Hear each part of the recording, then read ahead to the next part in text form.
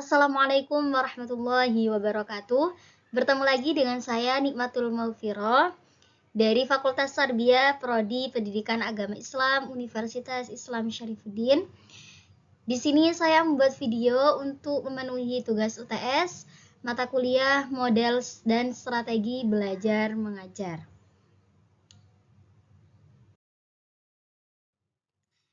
Di sini saya akan membahas sedikit tentang teori belajar behaviorisme, konstruktivisme, dan kognitivisme. Nah, di sini yang membimbing adalah dosen pembimbing yaitu Bapak Dr. Ahmad Iwanul Muttaqin, MPDI. Baik, di sini kita akan masuk pada pembahasan yang pertama, yaitu teori belajar behaviorisme. Lah, apa yang dimaksud dengan behaviorisme? Yaitu teori belajar yang berfokus pada perubahan perilaku yang dapat diamati dan diukur secara langsung. Lah, menurut pendekatan ini, pembelajaran terjadi melalui proses penguatan, ya, reinforcement, dan juga hukuman, yaitu punishment. Nah, yang membentuk perilaku individu para peserta didik. Kemudian para ahli utama dalam teori ini yaitu B.F. Skinner, Ivan Pavlov, dan juga Edward Thorndike. Seperti itu. Kemudian di sini saya akan menjabarkan lebih luas lagi tentang teori belajar behaviorisme. Yang pertama yaitu prinsip-prinsip utama dalam teori behaviorisme. Yang pertama yaitu pembelajaran berbasis penguatan dan hukuman. Penguatan adalah pemberian respon positif atau negatif yang memperkuat perilaku tertentu. Penguatan positif itu dapat berupa pemberian hadiah atau pengakuan yang diberikan ketika seseorang melakukan sesuatu dengan benar. Nah, kemudian penguatan negatif juga bisa digunakan untuk memperkuat perilaku, yaitu dengan menghilangkan hal yang tidak menyenangkan, saat perilaku yang diinginkan muncul, seperti itu. Kemudian yang kedua, hukuman. Lah, hukuman ini apa maksudnya? Hukuman diberikan untuk mengurangi perilaku yang tidak diinginkan. Jadi kalau ada hukuman itu supaya mereka itu tidak melakukan perilaku yang tidak kita inginkan, seperti itu. Contohnya, ketika siswa membuat kesalahan berulang kali, maka guru bisa memberikan koreksi atau mengurangi poin untuk mendorong siswa agar berlaku sesuai dengan yang diharapkan, seperti itu. Kemudian yang kedua dari prinsip utama yaitu peran pengkondisian dalam pembelajaran. Nah, di sini ada beberapa poin, yaitu pengkondisian secara klasik. Lah, Ivan Pavlov berperan di sini, yaitu tokoh utama dari pengkondisian klasik tersebut. Ia menemukan bahwa perilaku dapat dipelajari melalui asosiasi antara rangsangan, stimulus, dan respon. Contohnya, beliau pernah bereksperimen dengan anjing. Nah, Pavlov ini menemukan bahwa anjing bisa belajar mengeluarkan air liur setiap kali mendengar bel. Nah, jika bel tersebut diikuti dengan pemberian makan secara berulang. Ini jadi rangsangan dan juga responnya dari si anjing. Kemudian yang kedua, pengkondisian operan. Nah, yang menemukan teori ini atau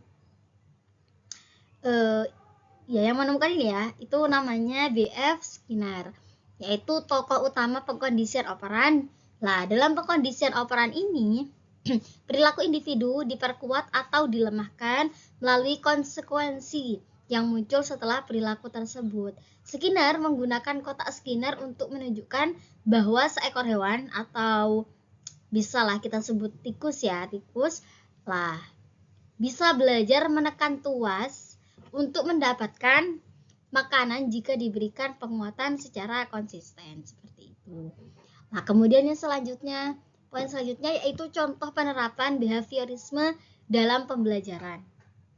Yang pertama, pemberian hadiah atau pujian. Contohnya, di kelas setiap kali seorang siswa bisa menjawab pertanyaan dari seorang guru, dengan benar, maka guru memberikan pujian seperti pintar sekali kamu, bagus sekali jawabannya, itu seperti itu.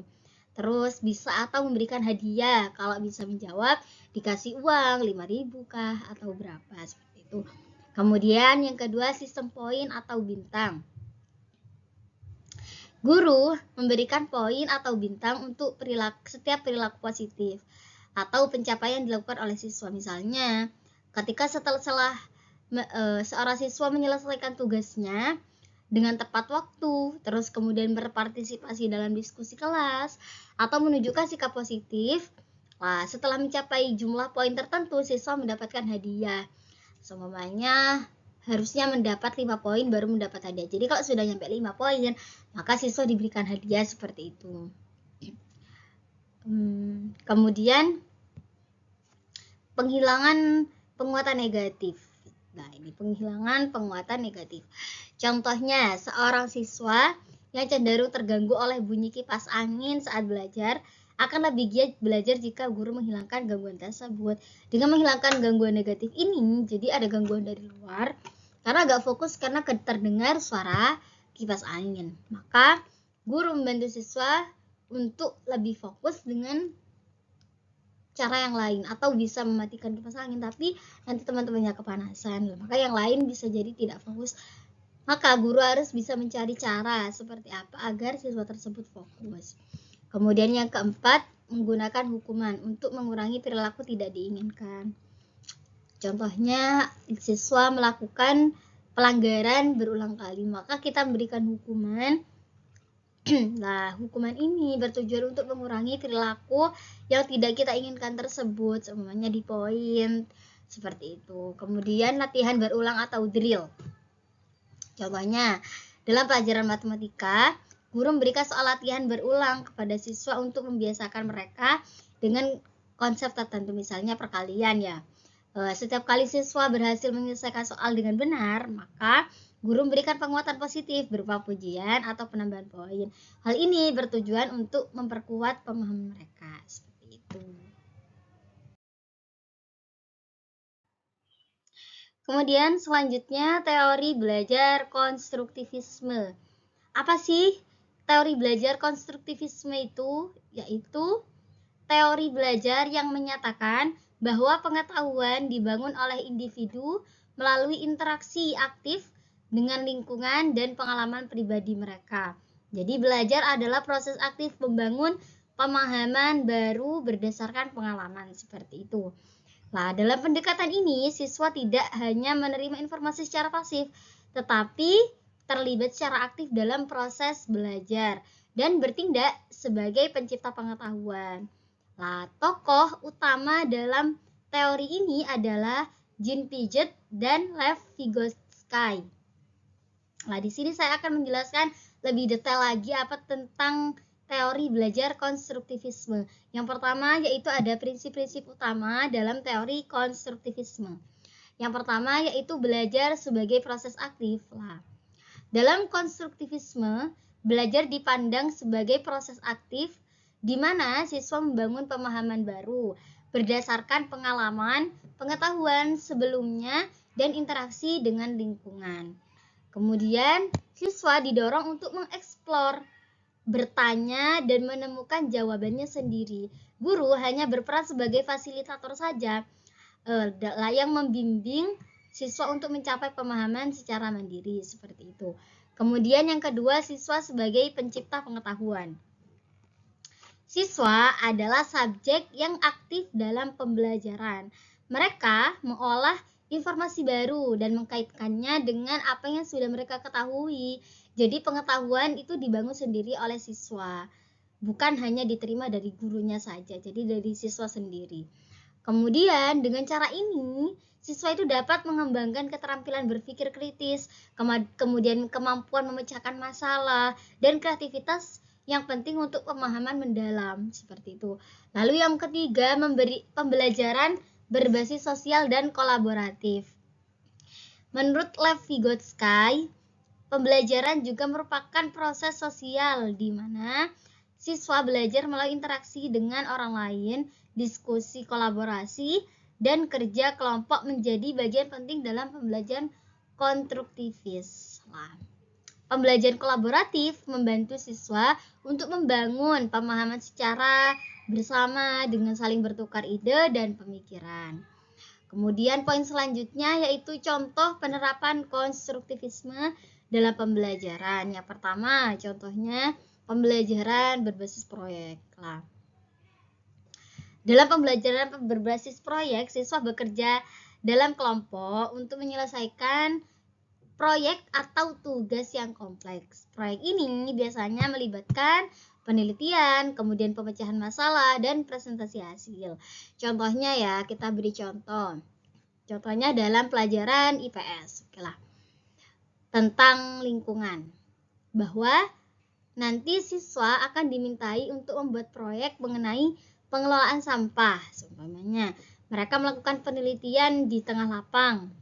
Kemudian mengumpulkan data tentang kebiasaan pembuangan sampah di lingkungan sekitar. Dan mencari solusi, bagaimana solusi untuk mengurangi sampah.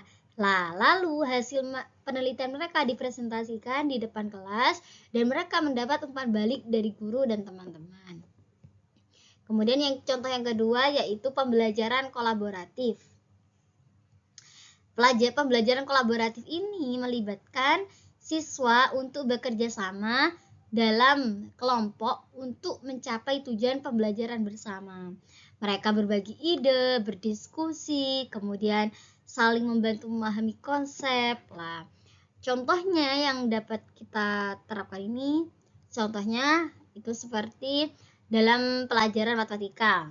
Nah, guru membagi siswa menjadi kelompok-kelompok kecil untuk menyelesaikan soal cerita tentang pembagian, seumpamanya. Kemudian mereka berdiskusi dan mencari strategi bersama. Gimana ya caranya biar ini terpecahkan seperti itu. Nah, dalam proses ini maka siswa yang lebih paham dapat membantu teman lainnya. Dan mereka belajar dari satu sama lain. Jadi banyak pendapat dari temannya. Akhirnya yang lebih paham itu mengajari teman-temannya yang kurang paham. Seperti itu. Kemudian yang tiga, diskusi kelas dan tanya jawab. Nah, diskusi kelas ini memungkinkan siswa untuk mengekspresikan ide, ya kan, dan pemikiran mereka sambil mendengarkan pandangan teman-teman mereka. Melalui tanya jawab, siswa dapat memperdalam pemahaman mereka. Contohnya dalam suatu kelas membahas bahasa Indonesia. Lah, guru itu meminta siswa membaca cerita pendek. Kemudian mengadakan diskusi kelas tentang tema dan karakter dalam cerita. Lah, siswa diajak untuk berbagi interpretasi mereka dan menanyakan pendapat teman lainnya sehingga mereka dapat memahami cerita dari berbagai perspektif. Kemudian yang keempat yaitu eksperimen dalam pembelajaran IPA. Di sini siswa itu diajak untuk melakukan eksperimen sendiri untuk memahami konsep ilmiah melalui pengamatan langsung dan pengalaman nyata. Contohnya, dalam pembelajaran IPA, guru itu memberikan tugas kepada siswa untuk melakukan percobaan sederhana tentang perubahan wujud air ya. Perubahan wujud air. Siswa mengamati es yang mencair dari es batu menjadi air, ya kan? Kemudian menjadi dari air itu menjadi uap lah saat dipanaskan kan. Kemudian eksperimen ini kemudian melalui eksperimen ini siswa belajar secara langsung tentang konsep perubahan wujud air dan mengkaitkannya dengan pengetahuan yang telah dimiliki sebelumnya seperti itu. Kemudian penerapan scaffolding atau bantuan bertahap. Vygotsky mengemukakan konsep scaffolding, yaitu guru memberikan bantuan sementara sesuai kebutuhan siswa. Jadi guru memberikan bantuan sementara saja. Nah, itu untuk membantu siswa sesuai kebutuhannya. Kemudian ketika siswa mulai memahami konsep, maka guru secara bertahap mengurangi bantuannya seperti itu sehingga siswa dapat mandiri. Contohnya dalam pelajaran bahasa Inggris ya. Guru itu memberikan contoh kalimat sederhana terlebih dahulu. Kemudian meminta siswa membuat kalimat baru yang dengan yang sama diajarkan oleh gurunya, yang dituliskan, yang dicontohkan oleh gurunya. Lah, ketika siswa sudah merasa nyaman atau merasa paham, maka guru mulai mengurangi contoh dan memberi lebih banyak kebebasan pada siswa untuk menggunakan kalimatnya sendiri, seperti itu. Kemudian pembahasan kita yang terakhir yaitu teori belajar kognitivisme. Nah, apa sih yang dimaksud dengan teori belajar kognitivisme? Yaitu teori belajar yang berfokus pada proses mental internal yang terjadi saat individu mempelajari dan memahami informasi. Jadi menekankan proses mental internal seperti ingatan, pemahaman, dan pemecahan masalah. Terus kemudian teori ini menekankan pentingnya aspek-aspek seperti ingatan tadi itu ya. Kemudian pembelajaran dianggap sebagai perubahan dalam struktur pengetahuan individu yang terjadi melalui pemrosesan informasi. Nah, tokoh utama dalam teori belajar kognitivisme yaitu adalah Jerome Bruner dan David Ausubel ya. Kemudian saya akan menjelaskan lebih detail. Yang pertama, prinsip-prinsip utama dalam teori kognitivisme. Yang pertama, proses mental internal. Kognitivisme menyoroti pentingnya proses mental yang terjadi di dalam otak, seperti pengolahan informasi, pengorganisasian, pengetahuan, dan penggunaan strategi berpikir. Kemudian, proses ini mencakup aktivitas seperti pengamatan, analisis, sintesis, dan evaluasi informasi yang semuanya berkontribusi pada pemahaman dan pembelajaran. Kemudian yang kedua, perubahan struktur pengetahuan. Nah, dalam teori ini pembelajaran dianggap sebagai perubahan yang terukur dalam struktur pengetahuan siswa.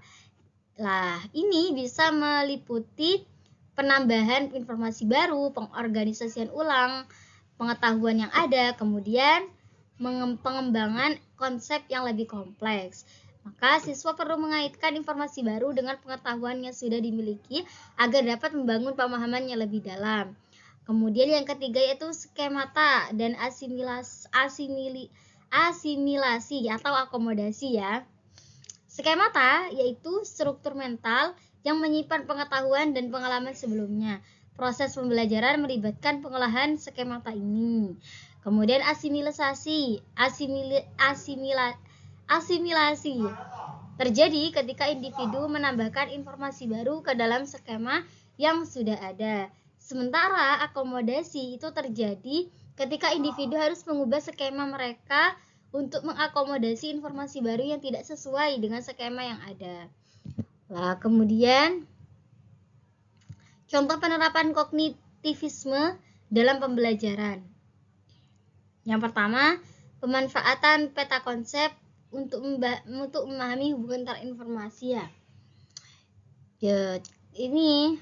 Alat ini membantu siswa untuk mengorganisasi informasi secara visual sehingga lebih mudah difahami dan diingat. Contohnya, dalam pelajaran biologi, maka guru meminta siswa untuk membuat peta konsep yang menghubungkan berbagai sistem tubuh manusia. Dengan cara ini, siswa dapat melihat bagaimana sistem pernafasan berhubungan dengan sistem kardiovaskular, membantu mereka memahami keseluruhan konsep tentang tubuh manusia. Seperti itu. Kemudian contoh yang kedua yaitu penggunaan pertanyaan terbuka.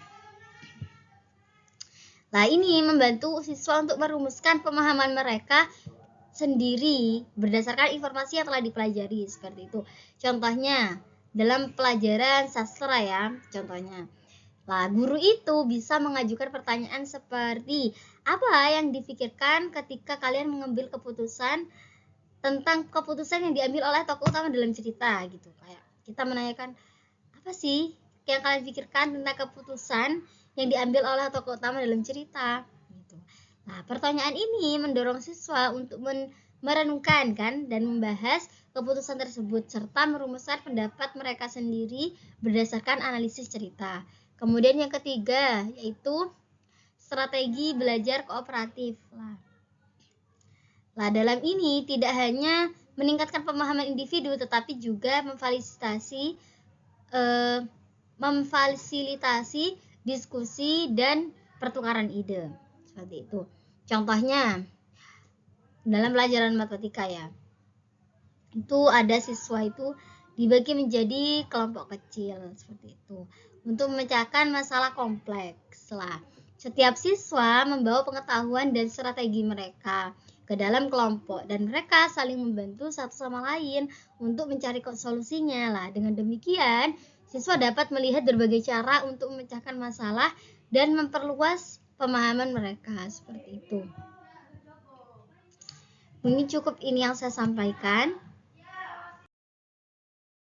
Baik, kesimpulan yang dapat kita ambil dari pembahasan-pembahasan kita, yaitu dalam teori behaviorisme, pembelajaran adalah hasil dari pengkondisian dan pembiasaan melalui penguatan dan hukuman. Nah, di sini di teori behaviorisme, guru berperan penting dalam mengatur lingkungan belajar dan memberikan penguatan secara konsisten agar siswa dapat mengembangkan kebiasaan belajar yang baik dan menghindari perilaku yang kurang diinginkan. Kemudian dalam pendekatan konstruktivisme, menekankan pentingnya peran aktif siswa dalam proses belajar melalui pengalaman langsung dan interaksi sosial. Dengan menggunakan metode seperti pembelajaran berbasis proyek, kolaborasi, eksperimen, dan juga diskusi. Maka siswa mengembangkan pemahaman yang mendalam dan mampu mengaitkan materi dengan pengalaman sehari-hari yang menjadikan pembelajaran lebih bermakna dan relevan. Kemudian dalam teori kognitivisme lah. Dalam teori ini, belajar itu dilihat sebagai proses aktif yang melibatkan pengolahan informasi dan perubahan dalam struktur pengetahuan. Dengan memahami proses mental yang mendasari pembelajaran, guru dapat merancang pengalaman belajar yang lebih efektif, membantu siswa membangun pemahaman yang lebih dalam dan lebih berarti. Penerapan strategi seperti peta konsep, pertanyaan terbuka, kemudian pembelajaran kooperatif, dan model penemuan sangat mendukung perkembangan pemikiran kritis dan kreativitas siswa. Mungkin cukup ini yang bisa saya sampaikan di pertemuan kita kali ini.